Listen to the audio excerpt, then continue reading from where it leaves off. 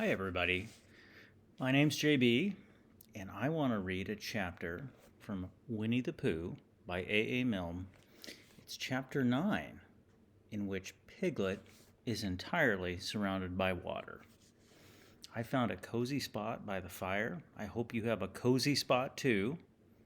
And let's read this chapter together. Chapter 9, in which Piglet is entirely surrounded by water. It rained, and it rained, and it rained. Piglet told himself that never in all his life had he, or goodness knows how old he was, 3 was it, or 4, never had he seen so much rain. Days and days and days. If only, he thought, as he looked out of the window, I had been in Pooh's house, or Christopher Robin's house, or Rabbit's house when it began to rain, then I should have had company all this time instead of being here all alone, with nothing to do but wonder when it will stop. And he imagined himself with Pooh saying, "Did you ever see such rain, Pooh?" And Pooh saying, "Isn't it awful, Piglet?" And Piglet saying, "I wonder how it is over at Christopher Robin's." And Pooh saying, "I think poor old Rabbit is just about flooded out by this time." It would have been jolly to talk like this. And really, it wasn't much good having anything exciting like floods if you couldn't share them with somebody. For it was rather exciting. The little dry ditches in which Piglet had nosed around so often had become streams, and the little streams across which he had splashed were rivers, and the river, between whose steep banks he had played so happily, had sprawled completely out of its own bed and was taking up so much room everywhere that Piglet was beginning to wonder whether it would soon come into his bed. "It's a little anxious," he said to himself, "to be a very small animal entirely surrounded by water. Christopher Robin and Pooh could escape by climbing trees, and Kanga could escape by jumping, and Rabbit could escape by burrowing, and Owl could escape by flying, and Eeyore, he could escape by making a loud noise until someone rescued him. And here I am, surrounded by water, and I can't do anything." It went on raining, and every day the water got a little higher, until now it was nearly up to Piglet's window. And still he hadn't done anything. "There's Pooh," he thought to himself. "Pooh hasn't much brain, but he never comes to any harm. He does silly things, and they turn out right. There's Owl. Owl hasn't exactly got brain, but he knows things. He would know the right thing to do when surrounded by water. There's Rabbit. He hasn't learned in books, but he can always think of a clever plan. There's Kanga. She isn't clever. Kanga isn't, but she would be so anxious about Roo that she would do a good thing to do. She would know what a good thing is to do without even thinking about it. And then there's Eeyore. Eeyore's so miserable anyhow that he wouldn't mind about this. I wonder what Christopher Robin would do." Can you see? The rain is almost up to Piglet's window in his little tree house there. Then suddenly, he remembered a story which Christopher Robin had told him about a man on a desert island who had written something in a bottle and thrown it into the sea, and Piglet thought that if he wrote something in a bottle and threw it in the water, then maybe someone would come and rescue him. He left the window and began to search his house, all of it that wasn't underwater, and he found a pencil and a small piece of dry paper and a bottle with a cork to it. And he wrote on one side of the paper, "Help, Piglet," in parentheses, "me." On the other side, he wrote, "It's me, Piglet. Help, help." You think that's a good note? I hope it is. Then he put the paper in the bottle, and he corked up the bottle as tightly as he could, and he leaned out of his window as far as he could lean without falling in, and he threw the bottle as far as he could throw, and it went splash in the water. In a little while it bobbed up again on the water, and he watched it floating slowly away in the distance until his eyes ached with looking, and Sometimes he thought it was the bottle, and sometimes he thought it was just a ripple on the water which he was following, and then suddenly he knew that he would never see it again, and he had done everything he could to save himself. See, here's a picture of Piglet, and he's throwing out that bottle. So now I thought, somebody else will have to do something, and I hope they do it soon, because if they don't, I'll have to swim, which I can't. So I hope they do it soon. And then he gave a very long sigh. He said, I wish Pooh were here. It's so much more friendly with two. When the rain began, Pooh was asleep. It rained and it rained and it rained, and he slept and he slept and he slept. Pooh kind of does that. He'd had a tiring day. You remember how he discovered the North Pole? Well, he was so proud of that he asked Christopher Robin if there were any other poles such as a bear of little brain might discover. There's a South Pole, said Christopher Robin, and I expect there's probably an East Pole and a West Pole too, but people just don't talk about them. Pooh was very excited when he heard this, and he suggested they should have an expedition to discover the East Pole, but Christopher Robin had thought of something else to do with Kanga, so Pooh went out to discover the East Pole by himself. Whether he discovered it or not, I forget. But he was so tired when he got home that in the very middle of his supper, after he had been eating for a little more than a half an hour, he fell fast asleep in his chair, and he slept, and he slept, and he slept. Then suddenly he was dreaming. He was at the East Pole, and it was very cold, with the coldest sort of snow and ice all over it. He had found a beehive to sleep in, but there wasn't room for his legs, so he left them outside. And wild woozles, such as inhabit the East Pole, came and nibbled all the fur off of his legs. They made nests for their young, and the more they nibbled, the colder his legs got, until suddenly he woke up with an ow! And there he was, sitting in his chair with his feet in water all around him. He splashed to his door and looked out. This is serious, said Pooh. I must have an escape. So he took his largest pot of honey and escaped with it to a broad branch of his tree, well above the water, and then he climbed down again and escaped with another pot. And when the whole escape was finished, there was Pooh sitting on his branch, dangling his legs, and there beside him were 10 pots of honey. Can you see? There's Pooh on the branch with all that honey. 2 days later, there was Pooh sitting on the branch, dangling his legs, and there behind him were 4 pots of honey. 3 days later, there was Pooh sitting on a branch, dangling his legs, and there beside him was 1 pot of honey. 4 days later, there was Pooh. And it was on the morning of the 4th day that Piglet's bottle came floating past him, and with one loud cry of honey, Pooh plunged into the water, seized the bottle, and struggled back to his tree again. Oh, bother, said Pooh, and he opened it. All that wet for nothing. But what's this bit of paper doing? He took it out and he looked at it.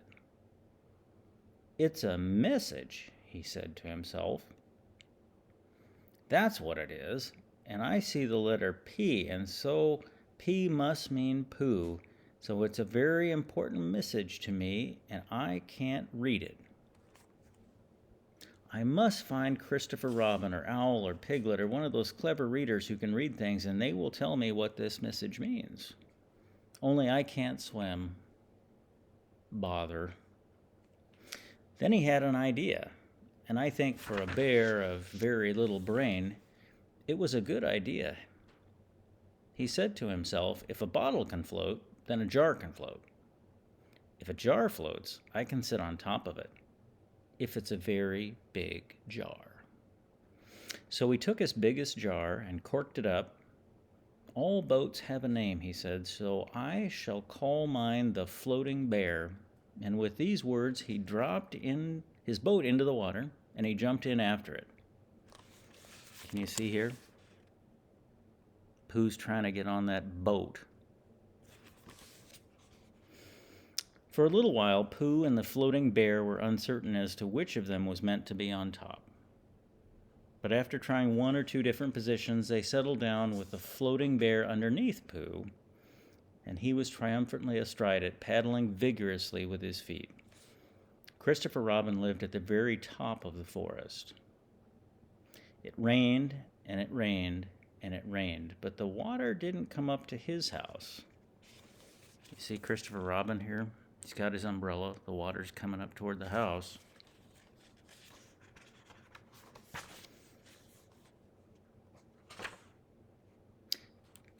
It was rather jolly to look down into the valley and see the water all around him, but it rained so hard that he stayed indoors most of the time and thought about things.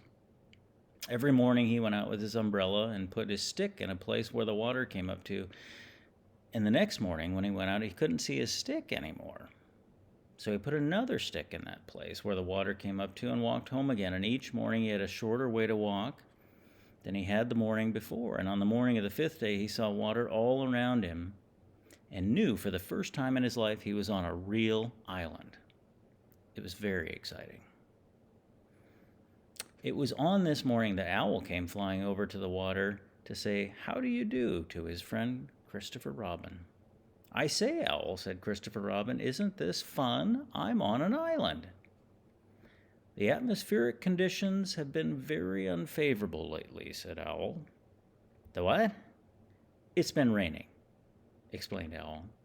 "Yes," said Christopher Robin, "it has. The flood level has reached an unprecedented height." "The who?" "There's a lot of water," explained Owl. "Yes," said Christopher Robin, "there is. However, the prospects are rapidly becoming more favorable at any moment." "Have you seen Pooh?" "No. At any moment." "I hope he's all right," said Christopher Robin. "I've been wondering about him. I expect Piglet's with him. Do you think they're all right, Owl?" "I expect so. You see, at any moment, do go and see, Owl, because Pooh hasn't got very much brain, and he might do something awfully silly. And I do love him so, Owl. Will you go see?" "That's all right," said Owl. "I'll go. Back directly." And he flew off. In a little while, he was back again. He said, "Pooh isn't there." "Not there?" "He's been there. He's been sitting on a branch outside of his tree with 9 pots of honey, but he's not there now." "Oh, Pooh," cried Christopher Robin, "where are you?" "Here I am," said a growly voice behind him. "Pooh!" They rushed into each other's arms. "But how did you get here, Pooh?" asked Christopher Robin. "On my boat," said Pooh. "I had a very important message sent to me in a bottle, and owing to having some water in my eyes, I couldn't read it, so I brought it to you. On my boat." See?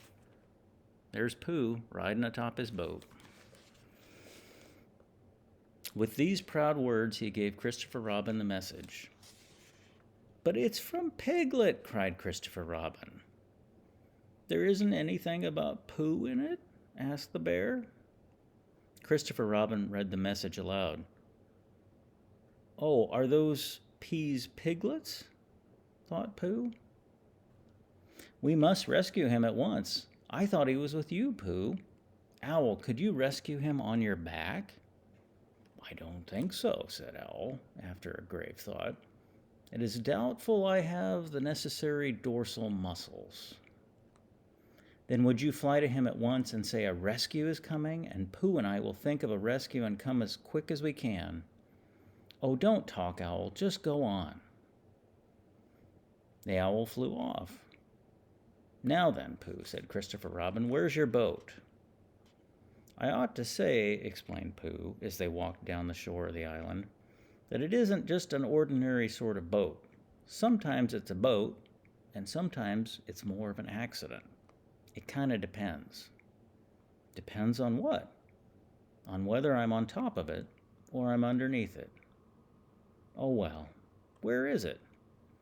"There," said Pooh, pointing proudly to the floating bear. It wasn't what Christopher Robin expected, and the more he looked at it, the more he thought what a brave and clever bear Pooh was, And the more Christopher Robin thought this, the more Pooh looked modestly down his nose and tried to pretend he wasn't. "But it's too small for the two of us," Christopher Robin said sadly. "Three of us with Piglet." "Well, that makes it smaller still, Pooh. What shall we do?" And then this bear, Pooh Bear, Winnie-the-Pooh, friend of Piglet, Rabbit's companion, pole discoverer, Eeyore's comforter, and tail finder, in fact, the very Pooh himself, said something so clever that Christopher Robin could only look at him with his mouth open and his wide eyes staring, wondering if this really was the bear of very little brain to whom he had known and loved for so long. "We might go in your umbrella," said Pooh. "We might go in your umbrella. We might just go in your umbrella." Well, here's a picture of Christopher Robin and Pooh in an umbrella. For suddenly Christopher Robin saw that they might. He opened his umbrella and put it point downwards in the water. It floated, but it wobbled. Pooh got in. He was just beginning to say that it was all right now when he found it wasn't. So after a short drink, they waded back in, and they both got in together, and the boat wobbled no longer. "I shall call this boat the Brain of Pooh," said Christopher Robin. And the Brain of Pooh set sail forthwith in a southwesterly direction, revolving gracefully. You can imagine Piglet's joy when at last the ship came into sight. In after years, he liked to think that he had been in a very great danger during the terrible flood, but the only danger he really was in the last half hour of his imprisonment, when Owl, who had just flown up, sat on a branch of the tree to comfort him and told him a very long story about an ant who once laid a seagull's egg by mistake, and the story went on, rather like this sentence, until Piglet, who was listening out of his window without much hope, went to sleep quietly and naturally, slipping slowly out of the window toward the water until he was hanging on only by his toes, at which moment, luckily, a sudden loud squawk from Owl, which was really part of the story, being what his aunt said, woke Piglet up and just gave him time to jerk himself back to safety and say, "How interesting." And did she?